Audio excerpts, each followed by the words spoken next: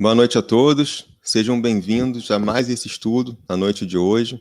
Nós fazemos parte do Centro Espírita Luz e Verdade, do CELV, centro que fica situado na cidade do Rio de Janeiro, no bairro de Campo Grande. Nós fazemos parte do GELCO, que é o Grupo de Estudo do Livros da Codificação. Nesse canal a gente estuda o livro Obras Póstumas, e hoje a gente vai dar início à primeira parte, aos primeiros itens do capítulo Constituição do Espiritismo. Antes, a gente vai começar com a nossa oração. A gente vai começar com a leitura do livro, uma página, e depois com a nossa oração. Então, do livro Caminho, Verdade e Vida, pelo Espírito Emmanuel, médium Chico Xavier, a lição de hoje é Ministérios. Cada um administra aos outros o dom como o recebeu, como bons despenseiros da multiforme graça de Deus. Está na primeira epístola a Pedro, capítulo 4, versículo 10. Toda criatura recebe do Supremo Senhor o dom de servir como um ministério essencialmente divino. Se o homem levanta tantos problemas de solução difícil em suas lutas sociais, é que não se capacitou ainda de tão elevado ensinamento.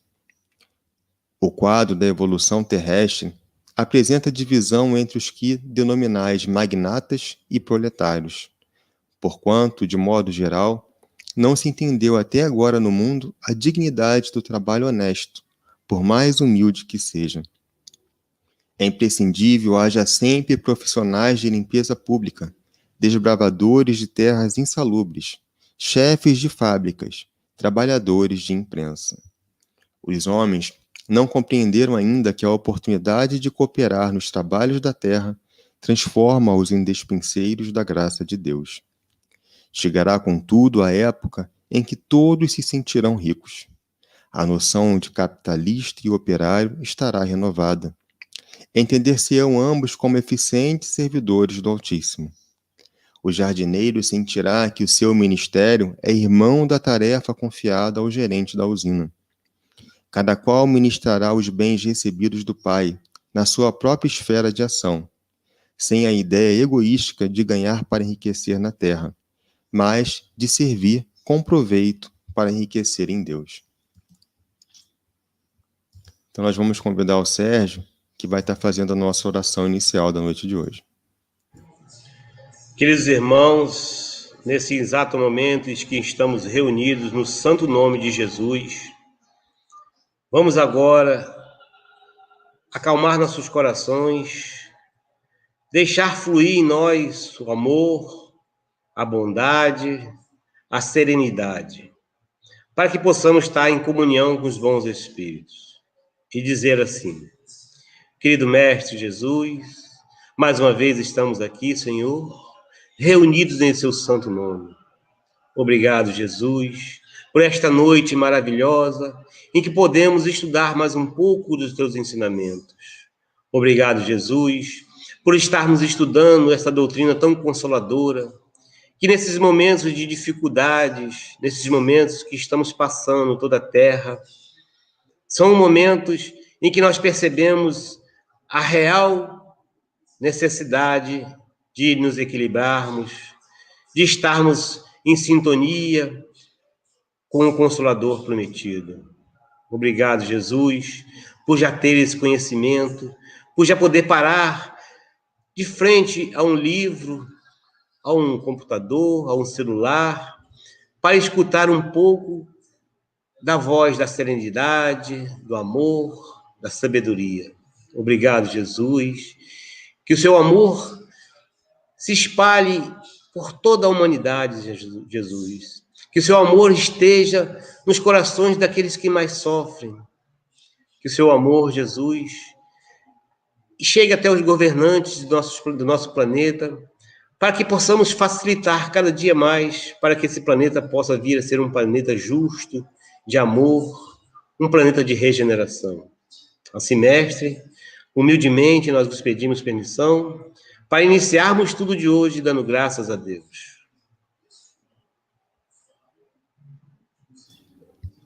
Graças a Deus, a gente vai dar hoje continuidade aos nossos estudos. A gente está entrando hoje no capítulo A Constituição do Espiritismo, do livro Obras Póstumas. e vamos estar falando sobre os primeiros 4 itens desse capítulo. O primeiro item, ele fala sobre as considerações preliminares. Esse item, Kardec fala conosco sobre uma preocupação que ele tinha, né, de manter a doutrina espírita coesa, né, de manter a unidade dos princípios da doutrina espírita. No começo, a base da doutrina ainda não estava consolidada, né, então os princípios ainda estavam se formando. Os espíritos não chegaram para Kardec e ditaram uma doutrina pronta do que é o espiritismo. Foi necessário todo um trabalho de análise, de observação, de comparação, de elaboração de perguntas, né, de Kardec, para que pudesse, né, aos poucos, ir fundamentando os princípios do espiritismo. Kardec precisou ainda separar o joio do trigo, porque ele recebia mensagens de espíritos sábios, mas também de espíritos pseudo-sábios. Então, havia uma necessidade de fazer uma comparação, né? E ele tinha uma preocupação muito grande com os entusiastas, né, com os eufóricos, porque o eufórico tem uma característica, ele se enche de energia, né, mas é uma energia passageira. Então, por exemplo, quando a gente se decide, está muito tempo sedentário, parado, decide fazer uma atividade física, né, e aí você às vezes está eufórico, faz aquela atividade do primeiro dia, segundo dia, terceiro dia, primeira semana, às vezes continua ali, mas daqui a pouco você vai perdendo o gás, vai perdendo as forças, e aí desiste de fazer aquela atividade. Ou então você se prepara, às vezes, né, depois das festas do final de ano, para uma dieta, né, que você deseja ali emagrecer, recuperar aquela forma, e aí você inicia na dieta primeira semana, primeiro dia, segundo dia, mas daqui a pouco você começa a ceder e perder o entusiasmo por aquilo. Então Kardec tinha essa preocupação com os eufóricos, com os entusiastas, mas que não mantinham a constância, né? E a preocupação dele era de que esses entusiastas começassem a publicar obras espíritas, fundar centros espíritas, mas sem ter o conhecimento, sem ter as bases, os pilares, né? Os fundamentos da doutrina espírita. Por quê? Porque quando você não tem esses fundamentos, né, esses conhecimentos solidificados, né, essas bases sólidas em você, você pode acabar sendo um motivo de descrédito, né, porque você cria um entusiasmo, mas daqui a pouco você perde o passo, e aí você gera, ou então cria uns sistemas pessoais, e aí você começa a gerar descrédito para a doutrina. Então, Kardec tinha uma preocupação com relação a isso, né, e ele até cita um exemplo, né, como se fosse uma laranja, né, uma laranjeira. Você não pode exigir de uma semente de laranja que ela produza os frutos. É necessário que você plante aquela semente, que você regue aquela semente, que você adube ali a terra, que você cuide dela para que ela possa crescer, se desenvolver e mais tarde vir a dar os frutos. Da mesma forma, a doutrina espírita, no seu princípio, né, ela não tinha como ainda, né, dar todos os frutos que ela viria a dar mais tarde, porque as bases ali, o conhecimento ainda estava sendo desenvolvido, né? Então essa era uma preocupação de Kardec. No item seguinte, Kardec fala sobre os cismas, né? Cismas são aqueles que desistem, desertam de uma determinada filosofia, de uma determinada doutrina. Então Kardec diz que ele teve uma preocupação muito grande de escrever toda a doutrina espírita de uma maneira muito clara, de uma maneira muito objetiva, né, para que pudesse evitar qualquer margem de erro na interpretação de texto. Então ele escreve com clareza, né, não dando margem para o misticismo, né, para as fantasias. Mas que ainda assim sempre vai existir aqueles que desejam ocupar uma posição de destaque, que desejam criar sistemas pessoais, que querem que seu nome tenha um destaque, né? E aí propõe muitas vezes filosofias ou inserções na doutrina que não fazem parte da base, né, do conhecimento doutrinário que Kardec nos trouxe. Porque tudo que Kardec nos trouxe passou pelo controle universal. O que é controle universal? Kardec ele elaborava as perguntas, né, e ele distribuía essas perguntas com trabalho cooperativo de diversos médiuns, que eram respondidos por diversos espíritos, e depois ele recebia essas respostas e comparava. né? Então, ele comparava, via coerência, via o que estava em concordância, e descartava o que era fruto de opinião de um único espírito ou de um único médium, né? Então, ele passava por um controle universal. E muitas vezes, as inserções que algumas pessoas fazem na doutrina, né, nas obras espíritas, nas obras ditas espíritas, muitas vezes não passaram por esse controle universal. São opiniões de um médium, são opiniões de uma pessoa ou de um espírito, mas que não passaram por esse controle universal. Então, por isso, daí a gente tem que ter o cuidado de estar sempre buscando, nas obras fundamentais da doutrina, né, esse conhecimento para que a gente possa ter um pensamento crítico, uma análise crítica sobre as demais obras que vêm complementando a doutrina, né? E Kardec também nos fala que a doutrina é progressiva, né? Não é uma doutrina imóvel, né? Então ela vai com o tempo progredindo, mas esse progresso ele não tem por base a opinião de uma única pessoa, não tem por base a ideia de uma pessoa, tem por base sim as leis universais. Então, quando uma lei universal é descoberta, ela naturalmente começa a fazer parte também da base do espiritismo, né? A gente não pode ter a pretensão de achar que todas as leis universais já estão descobertas e já temos conhecimento de todas as leis universais. A gente sim vai descobrindo novas leis, como foram descobertas pós-Kardec, né? E essas leis, que em nada contrariaram a doutrina espírita, fazem parte hoje do conhecimento da nossa doutrina, né? Por exemplo, vou citar um exemplo aqui de Einstein, que trouxe a teoria da relatividade, né, e que não contraria em nada a base da doutrina espírita, e que hoje faz parte, né, da ciência, né? E a ciência, como lei, fazendo parte da lei universal, também faz parte da doutrina espírita. Então, esse é o caráter progressivo. Mas Kardec também coloca que, apesar de existirem, sim, aqueles que vão ser dissidentes da doutrina espírita, ou seja, aqueles que tiveram contato com o espiritismo, mas que desistiram de seguir a doutrina, nós, espíritas, devemos ser sempre tolerantes, jamais ter uma palavra de crítica, jamais ter uma palavra de condenação a quem quer que seja, a nenhuma doutrina, a nenhuma filosofia, a nenhuma crença. A caridade, né, um dos frutos da caridade é a tolerância. E a caridade, ela é a base moral da doutrina espírita, né? Fora da caridade não há salvação. Portanto, Kardec recomenda que a gente seja sempre tolerante com todos, que o papel do espírita não é querer convencer o outro de que você está certo e ele errado, não é de fazer prosélitos, é sim de esclarecer aqueles que buscam com boa vontade, né, entender a doutrina espírita, mas não nos sentirmos contrariados com aqueles que pensam diferente. Então, nós, espíritas, devemos ser sempre tolerantes com as crenças de todos, né? E, para terminar, eu queria citar aqui, Sérgio, Luciana, a parábola do semeador, que eu acho que vem a calhar, né? Vem a complementar para esse estudo. Porque quando Jesus fala, né, que o semeador saiu a semear, e uma parte da semente caiu à beira da estrada, né, e vieram as aves e comeram.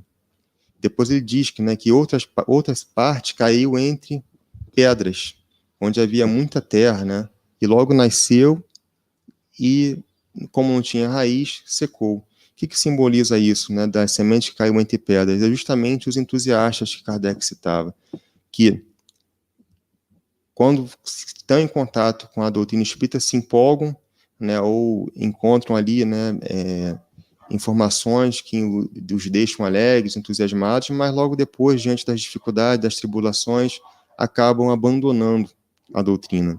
Outras sementes caem entre espinhos, né, que também cresce, mas depois é abafada pelas preocupações do mundo, pelos interesses pessoais, né, pelas ambições, e tem aquela semente que cai em terra fértil, que depois vai produzir frutos de acordo com cada um, né? Então, uns vão produzir 30, outros 60, outros 100 frutos, de acordo com o entendimento, com a habilidade de cada um.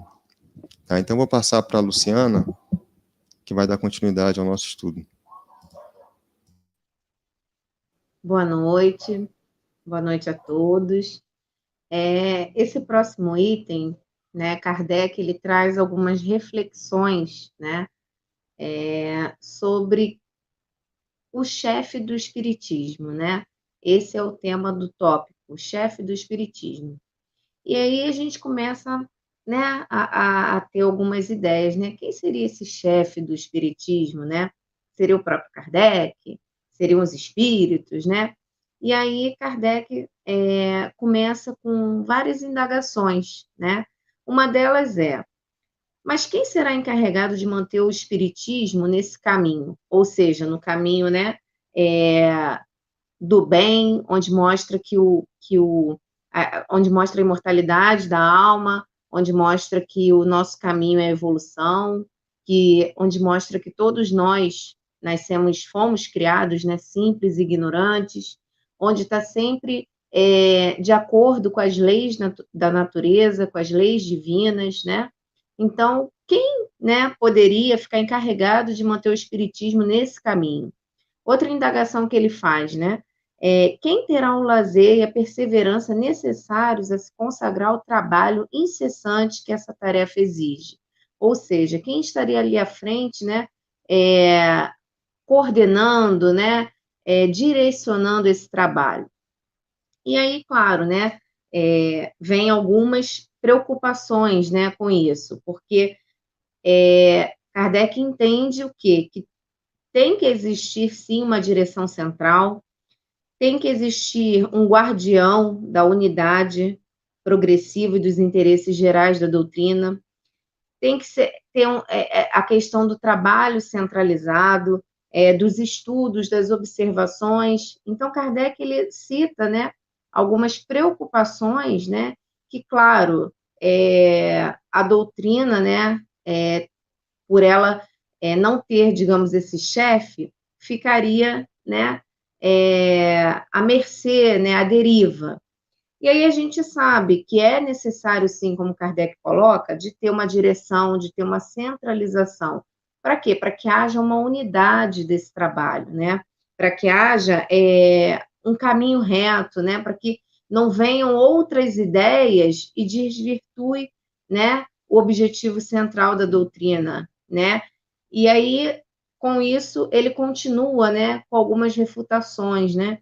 E aí vem a ideia, por que não, como diz lá na Revista Espírita, né, no artigo O Espiritismo Independente, e aí chega uma carta onde diz que o Espiritismo ele não tem que ser direcionado, ele não tem que ser direcionado mesmo pelos espíritos, que ele teria que ser independente.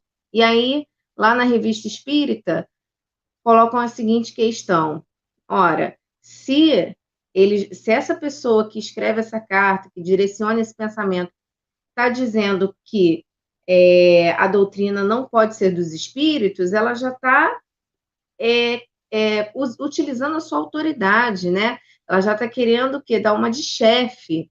E aí, ao mesmo tempo, começa, né, a cair por terra. Ou seja, se eu quero impor algo, é porque eu estou querendo estar nessa condição de chefe. E, ao mesmo tempo, eu digo que a doutrina não tem que ter chefe, né? Então, quando essa carta chega, né, e os irmãos lá na Revista Espírita colocam, né, esse pensamento, é que realmente a doutrina ela é independente, né? Ela tem que ser independente, ela é de fato, por natureza, independente, mas isso não quer dizer que ela não tenha que ter um direcionamento, alguém ali, ou algumas pessoas, para poder ter o controle, né, de tudo que é dito, de tudo que é estudado, de que forma está sendo conduzidos os estudos. E aí, mais para frente, Kardec coloca que essa pessoa, essas pessoas, né, tudo ainda está muito, né, no pensamento, no âmbito das ideias. Kardec coloca que esse homem, essa pessoa, ela tem que reunir as qualidades, né, algumas qualidades, e que, por exemplo, se fosse um homem só, que é uma sugestão que Kardec dá aqui, se fosse um homem só, dotado de boas qualidades, e viesse um sucessor que não fosse dotado de boas qualidades, quer dizer, a doutrina ficaria à deriva, né? Então, você sempre teria que estar tendo um sucessor que fosse no mesmo grau, no mesmo, né, patamar, né, daquele anterior, e que isso não ocorreria porque as pessoas são diferentes, né?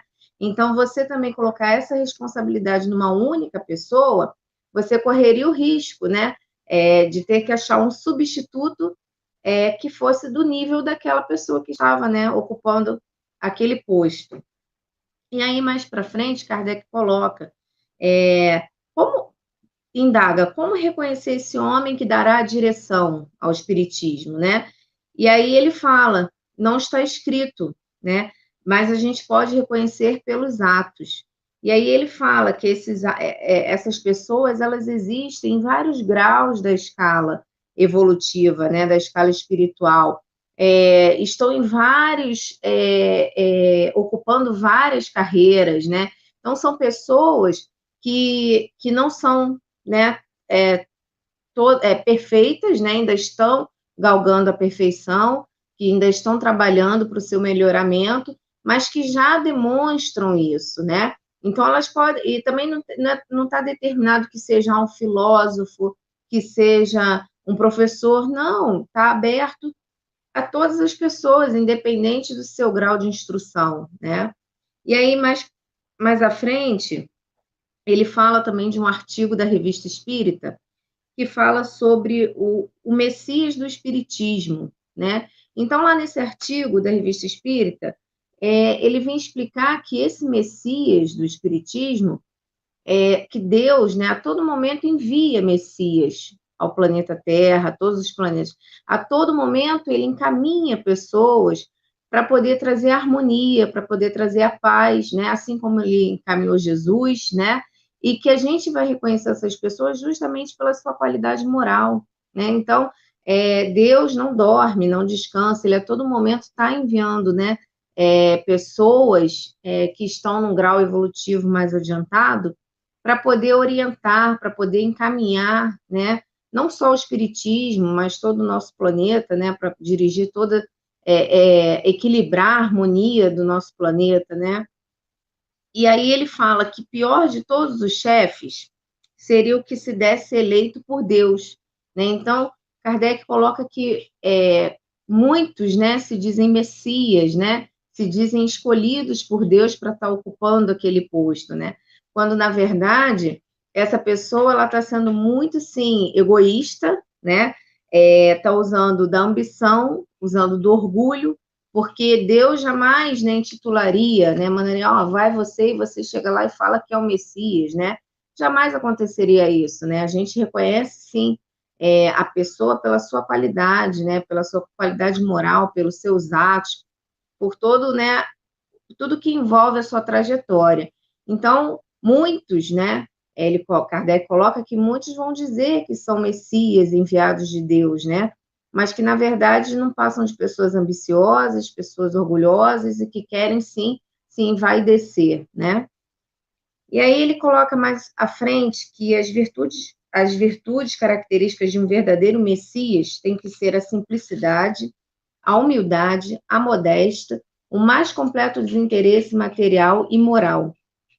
E aí ele fala, como Humberto falou antes, né, que vão aparecer pessoas empolgadas, pessoas, né, pseudo-espíritas, né, que se dizem espíritas, mas que estão ali no momento só mesmo de empolgação e que, às vezes, colocam, a gente sabe que existem várias dificuldades no nosso dia a dia, às vezes acontecem vários imprevistos, e às vezes temos que nos afastar dos trabalhos, temos que dar uma pausa. Isso pode acontecer, né? Mas às vezes a gente vê que as pessoas se preenchem, né? Preenchem todo o seu tempo dentro da casa espírita e aí de repente somem, né? Então assim a gente tem que ver até que ponto eu estou equilibrando, né? Eu estou conseguindo equilibrar o meu tempo, eu estou conseguindo me dedicar. É bem melhor que você faça, eu só consigo ir uma vez na semana. Ok, mas que você possa, nessa uma vez na semana, se dedicar, né? Estar ali fiel, firme, comprometido, né? Do que às vezes você preencher sua agenda toda e depois, com o tempo, você vai tirando isso, vai tirando aquilo, e quando sobra, não sobra nada para uma atividade religiosa, né? Então, assim, Kardec fala que não faltarão intrigantes, pseudo-espíritas, que queiram elevar-se por orgulho, né? E aí ele fala que é pelo fruto é que se conhece a árvore. E isso está lá no Evangelho, no capítulo 21, item 9, características do verdadeiro profeta. Eu vou dar uma lida rapidinho, só para a gente elucidar aqui o texto. Ele fala assim: a vez de concluir que o verdadeiro missionário de Deus tem de justificar pela sua superioridade, pelas suas virtudes, pela sua grandeza, pelo resultado e pela influência moralizadora de suas obras, a missão de que diz ser portador. Tirai também esta outra consequência: se pelo seu caráter, pelas suas virtudes, pela sua inteligência, ele se mostra abaixo do papel com que se apresente, ou da personagem sob cujo nome se coloca, mas não é do que um histrião de baixo estofo, que nem sequer sabe imitar o modelo que escolheu. Outra consideração: os verdadeiros missionários de Deus ignoram-se a si mesmos, em sua maior parte. Desempenham a missão a que foram chamados pela força do gênio que possuem, secundado pelo poder oculto que os inspira e dirige a seu malgrado, mas sem desígnio premeditado. Numa palavra, os verdadeiros profetas se revelam por seus atos, são adivinhados, ao passo que os falsos profetas se dão, eles próprios, como enviados de Deus. O primeiro é humilde e modesto, o segundo, orgulhoso e cheio de si. Fala com altivez e, como todos os mendazes, parece sempre temeroso de que não lhe deem crédito. Então, gente, aqui nesse item, Kardec vem mostrar mais uma vez, né, a importância da gente reconhecer, sim, aquela árvore, né, pelo fruto que dá. A gente saber que quando vem palavras dóceis, palavras, né, bonitas, mas que a gente não vê ali naquelas atitudes tudo isso, a gente tem que realmente desconfiar, né? Então, assim, é pelas atitudes, pelos seus atos que a gente reconhece, né, um verdadeiro Messias, um verdadeiro profeta. E uma outra coisa que Kardec chama atenção é que a gente não pode perder de vista que a missão dos espíritos é sim nos instruir, né? É sim nos orientar, mas que a responsabilidade é nossa, né? Então, assim, às vezes a gente fala, mas eu estou nesse... lá no Livro dos Espíritos está dito que os espíritos nos dirigem, né? Comandam. Não, eles realmente, eles, né, nos instruem, mas não quer dizer que a gente deixe de ter o nosso livre-arbítrio. Então, assim, não temos que culpá-los, né, por nossas escolhas. A gente tem, sim, recebe a todo momento, né, influências, né? E, assim, nós é que escolhemos quais queremos para si, quais nós queremos seguir, né? Então, a cada um a sua responsabilidade. Então, é isso que Kardec coloca. E uma outra ideia também que surge, né, como chefe do espiritismo, seria que os candidatos fossem designados pelos próprios espíritos, né? E que por cada grupo, sociedade espírita. Então, a ideia seria, tem um grupo de espíritos desencarnados no Rio de Janeiro, então ali eles vão escolher quem que vai dirigir aquele estado. No outro grupo, os grupos vão escolher do outro estado, né, os espíritos desencarnados. E aí, Kardec, esse meio causaria maiores embaraços pela dificuldade, né, de fazer grupos para participarem dessa eleição, né? Então, Kardec coloca, né, surge também essa ideia como chefe do espiritismo, e Kardec também refuta, dizendo que não seria uma boa ideia, né? Seria uma situação complicada. E aí, no próximo item, que é para o nosso amigo Sérgio, vai ter aí um modelo, né, para elucidar aí essa ideia do chefe do espiritismo.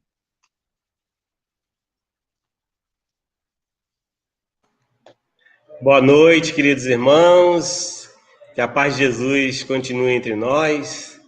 Que façamos bom proveito desses poucos minutos que nós nos dedicamos a nós mesmos e aos nossos irmãos mais necessitados. Lembrando sempre que toda vez que participamos de uma reunião espírita, participamos de uma live agora, né, que agora tá em voga isso aí, né, a live, né, porque não podemos estar presentes na casa espírita. Mas toda vez que estamos participando, estamos doando energias, doando fluidos para que os bons espíritos vão em socorro de muitas pessoas, muitos irmãos nossos, tanto encarnados como desencarnados. Então, esse é um momento de estarmos juntos, de corações abertos, com as mentes abertas.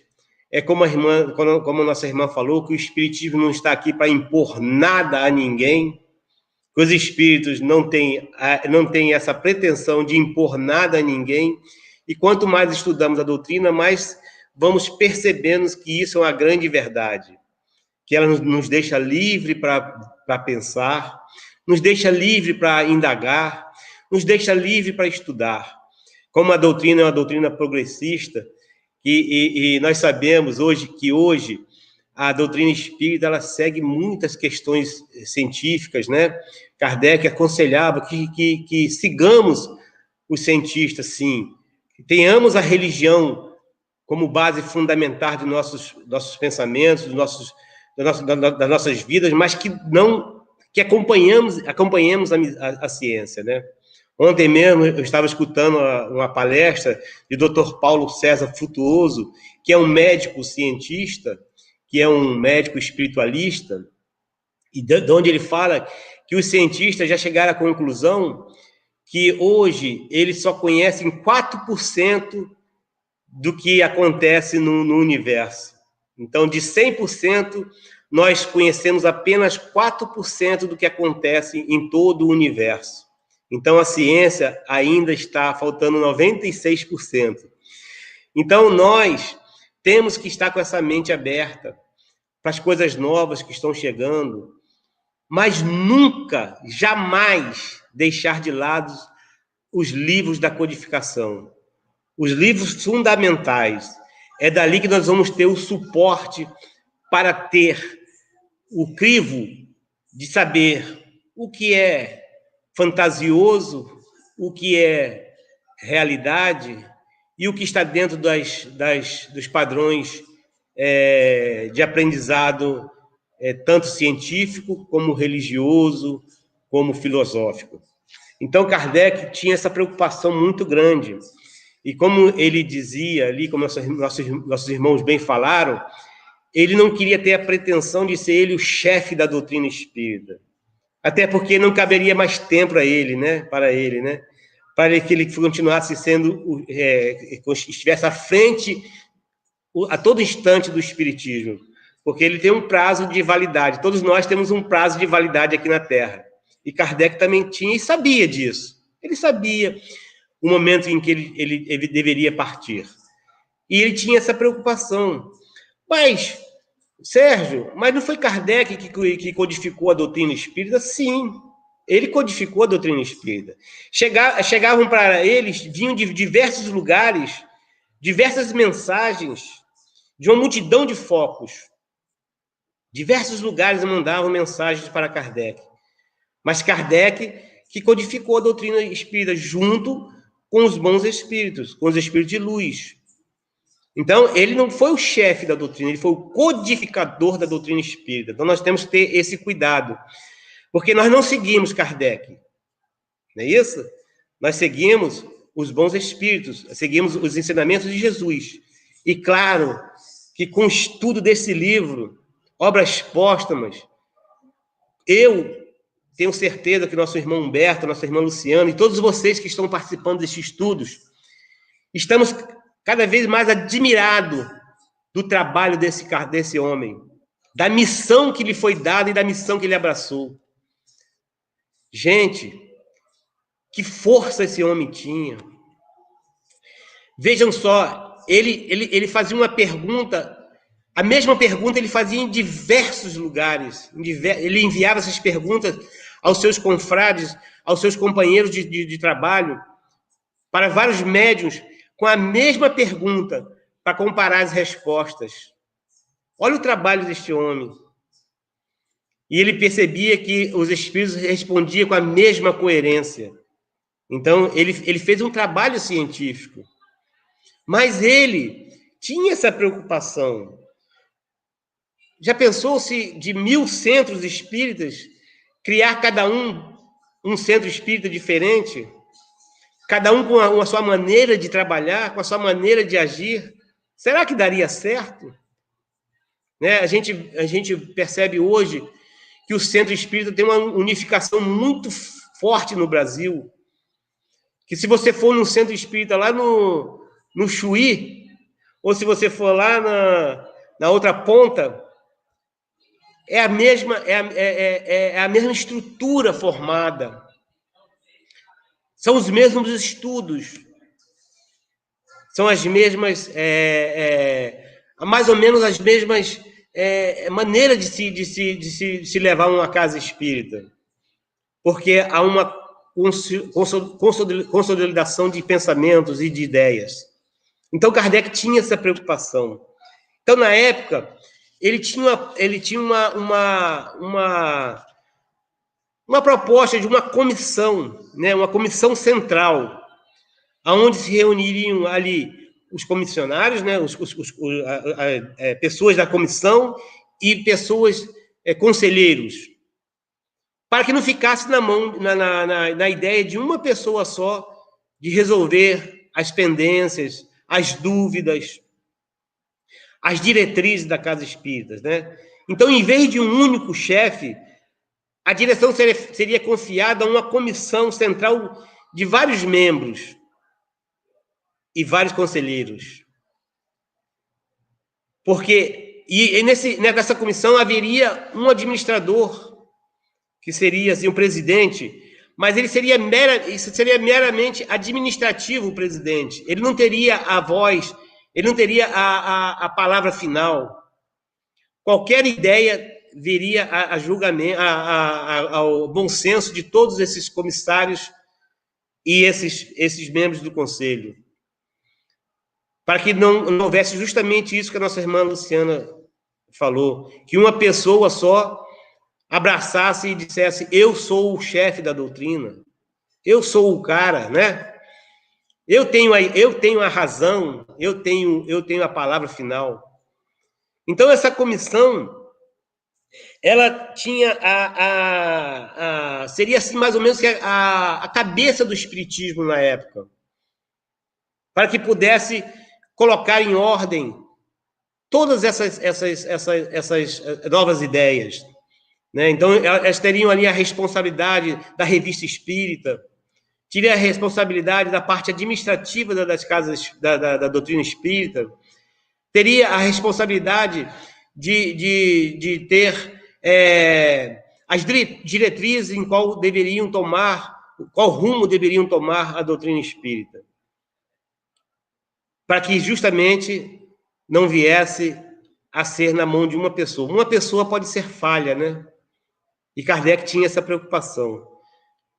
Várias pessoas com o mesmo poder de decisão teriam a possibilidade da coisa andar melhor, né? E hoje a gente percebe isso lá na nossa, aqui no Brasil, né? Nós temos a Federação Espírita Brasileira, que nós resumimos de FEB, né? Federação Espírita Brasileira, que, para nossa surpresa, às vezes a gente não se lembra disso, ela foi fundada em 2 de janeiro de 1884. Então, nós já estamos mais ou menos aí com uns 136 anos, mais ou menos, de existência da FEB. E a FEB, hoje, ela faz isso. Ela dá as diretrizes para as casas espíritas. Ela avalia os livros novos que são lançados. Coloca num crivo de pessoas instruídas dentro do espiritismo, para que possamos perceber se realmente aquilo ali está dentro das bases da doutrina. Então, isso facilita muito as casas espíritas. Por exemplo, A nossa casa espírita, ela segue os ensinamentos, segue os fundamentos da FEB. A nossa casa lá, o Luz e Verdade. E muitas casas seguem as diretrizes da FEB. Não que a Federação Espírita vai estar lá na casa espírita dizendo, ó, faça isso, faça aquilo, faça isso, faça aquilo, não. Eles não ficam controlando a casa espírita, mas dá a diretriz. Por exemplo, como montar uma reunião mediúnica? Vai lá na Federação Espírita Brasileira que está lá as diretrizes. Como montar uma reunião pública? Está lá as diretrizes. Para facilitar, para que a gente siga um caminho mais adequado. Nós sabemos que alguns irmãos nossos fundam casas espíritas e se dizem espíritas de mesa, espíritas kardecistas, mas quando você vai... eu já passei por essa situação de ir buscar uma casa dessa e chegar lá, não tem nada a ver com a casa espírita. Se mistura com outras concepções que não nos cabe julgar e dizer que estão certo ou errado, de forma alguma. Mas não seguem aquela diretriz da Federação Espírita Brasileira. Então, toda diretriz que é nos colocada dentro de um padrão, segue os alinhamentos da doutrina espírita, ela é muito importante nós acompanharmos isso. Então, Kardec tinha essa preocupação e buscou colocar isso em prática. Então, ali havia várias diretrizes que foram colocadas para que não se perdesse todo aquele ensinamento, toda aquela base, todo aquele trabalho que Kardec teve. Já pensou se coloca na mão de uma pessoa irresponsável, né? Nós sabemos que tem muitos irmãos nossos equivocados que levassem a doutrina para outros rumos, como a gente percebe pessoas, irmãos nossos, que cometem equívoco de cobrar pela mediunidade,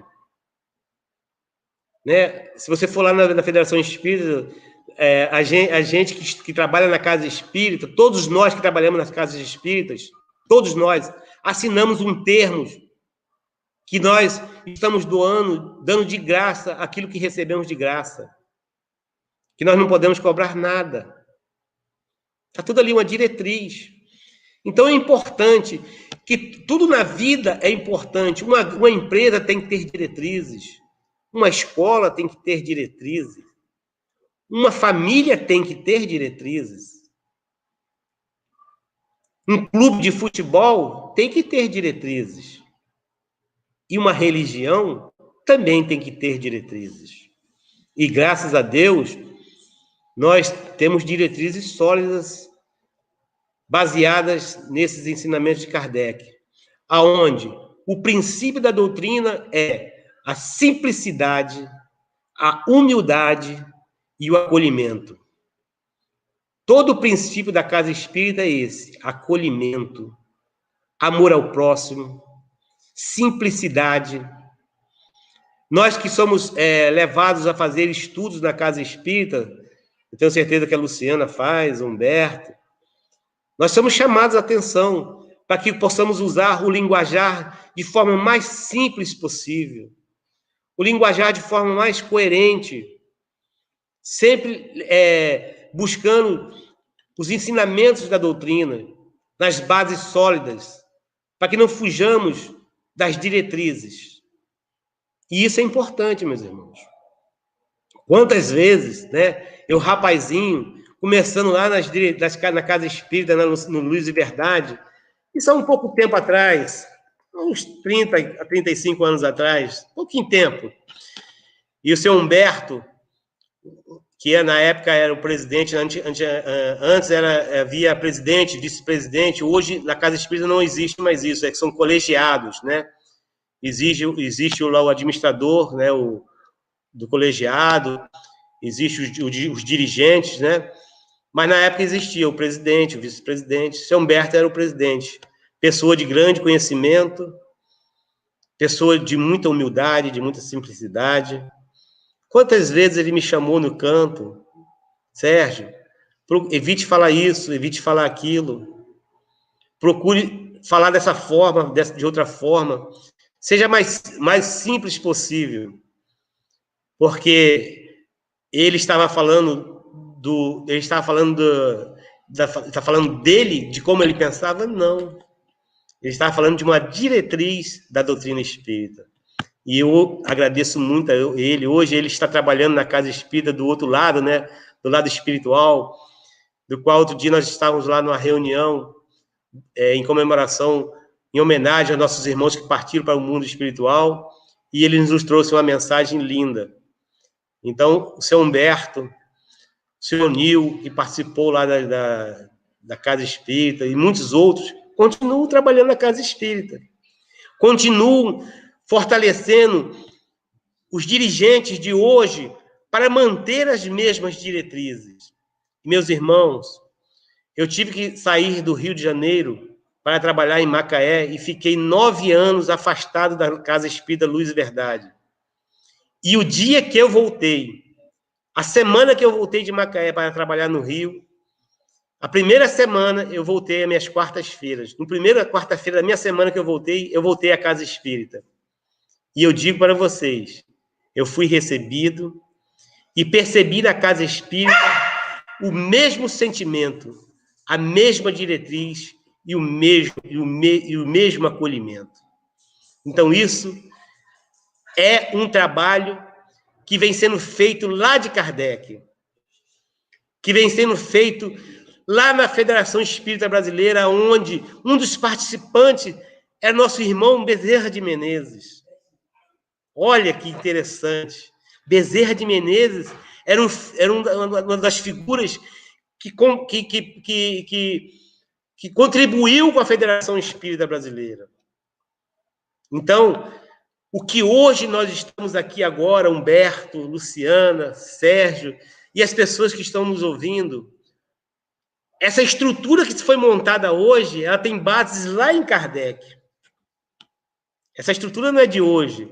Essa estrutura não é do Sérgio, não é do Humberto, não é da Luciana. Essa estrutura é da doutrina espírita.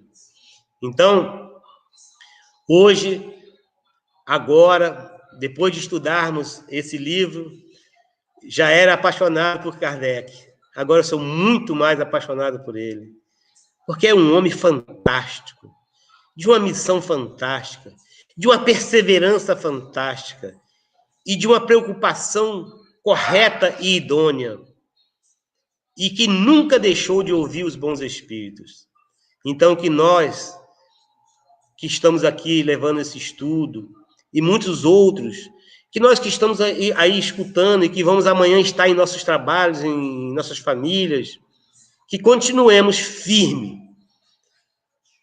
mantendo o que esse homem trouxe com tanto esforço: disciplina, aprendizado e muita humildade. Eu passo agora a palavra ao nosso irmão Humberto para fazer as considerações finais aí. Sérgio, muito obrigado aí pelo estudo. Agradecendo também a presença de todos aqui que registraram aqui o comentário, o Alessandro, a Glória, a Sônia, o Edson, o Tiago, a Selma Trigo, ela está de saudade volta dela. Hoje, Sérgio. A Selma não falou nada hoje, não? Bota aí pra gente. Falou, vou postar aqui o comentário dela. A Kátia é minha irmã. Tem a Kátia também, boa noite, Kátia, a dona Ariovalda, ao seu Sebastião, então, o Sebastião, José Costa, a dona Ariovalda, agradecemos a participação. São percussores da doutrina espírita lá na nossa casa espírita, são trabalhadores antigos que trazem aí esse ensinamento que até hoje, o seu Sebastião participa do nosso estudo lá das segundas-feiras, faz estudo nas quartas, às quintas, e que mantém o mesmo padrão. Nós estamos estudando a mesma coisa que ele estudava. Então, você veja como é bacana essa doutrina. E fica aí nossos agradecimentos, né? Com certeza. E você tem comentários aqui da Selma, que postou lá no começo, né? Que vemos hoje grupos de pessoas que se dizem espíritas, mas querem direcionar a doutrina por seus conceitos próprios. Isso aí. Né? Que é a questão do personalismo. O Tiago também postou que, além das obras básicas da Revista Espírita, existe muito material a ser estudado nas obras de Chico, de Valdo e outros médios comprovadamente dedicados à causa do bem. Né? Então, realmente, E a aí, gente precisa de Humberto, muito você tempo pode estudando essas perceber que obras todos os livros de para poder... Chico, de Divaldo, tem lá o símbolozinho da Federação Espírita Brasileira. Bacana. É isso. Tem também aqui um comentário do seu Sebastião, né? Que diz que é verdade que está comentando o comentário da Selma, né? Sobre o que Emmanuel disse a Chico Xavier, que se em algum momento ele discordasse, né, de Kardec, das obras da codificação, Isso que aí. ficasse com Perfeito. Kardec e não com ele. Obrigado, Sebastião. Ainda tem um Alessandro. comentário também do Alessandro, né? Que graças a Deus temos Kardec como inspiração para nos ensinar e aprender cada vez mais com seu conhecimento. E assim Perfeito. evoluímos a cada dia. Tá? Então, a gente agradece Eu a só todos queria que fizeram os comentários. fazer um Nós comentário, que estamos meu encerrando. telefone caiu, despecou aqui, mas nesse item do Sérgio, tem uma coisa interessante que Kardec coloca, né, também, né, que você deixar sob a responsabilidade de uma única pessoa, se acontecesse alguma coisa com essa pessoa, o trabalho ficaria paralisado, né? Então, assim, a ideia de ter mais pessoas também seria nesse sentido, né? Se tiver que tomar alguma atitude, tiver que resolver algum problema, né, tomar alguma decisão, não ficaria na responsabilidade de uma única pessoa, né? Porque Perfeito. caso ela viesse a ter algum problema, alguma dificuldade, o trabalho dependeria dela retornar para dar continuidade, né? Então, também nesse sentido, Kardec ali pensou nesse corpo, né? Dessa comissão maior, né? Em maior quantidade. Perfeito. Exato. E então a gente agradece a todos. A gente está encerrando o estudo pela noite de hoje. A gente tem mais ou menos ainda, acho que se eu não me engano, são 4 encontros, mais 4 segunda-feiras, para a gente poder estar encerrando o estudo do livro Obras Póstumas. Tá? Então, eu vou fazer a oração aqui para a gente estar encerrando o estudo de hoje. Vamos lá. Senhor Jesus, elevamos o nosso pensamento a Ti em gratidão por esse momento, por essa oportunidade de estarmos juntos, mesmo que virtualmente, mas conectados pelo pensamento e pelo coração, estudando e aprendendo com essa doutrina que amplia a nossa visão, o nosso entendimento, e com isso, nos dando a oportunidade de lidarmos com as situações da vida, com as dificuldades e tribulações, com harmonia, com paciência, com tolerância, pois sabemos que tudo vai passar. Que o Senhor possa amparar a cada coração, Senhor, aliviando as dores e renovando a paz, a esperança e as forças em cada um. E que nós possamos estar contigo, através do esforço que fazemos por nos melhorar, através do trabalho no bem e do estudo. Que a paz esteja com todos, hoje e sempre, graças a Deus. Graças a Deus. Então, uma boa noite a todos, uma boa semana e até a Tchau. próxima segunda. Tchau, fiquem com Deus.